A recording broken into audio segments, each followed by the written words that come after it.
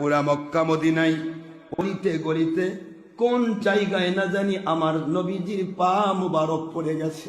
যেই জায়গাতে আমার প্রাণের নবীর পা মুবারক পড়ে গেছে, যেই জায়গাতে নবীর পাড়া মুবারক থাকলো, ওই পাড়া দেওয়া পা মুবারকের পদচিহ্নের উপরে যদি আমি ইমাম মালিকের জুতা পরিহিত পাটা যদি আমার নবীর পদচিহ্নের উপর পড়ে যায়, কত সে বড় না বেয়াদবি হয়ে যাবে।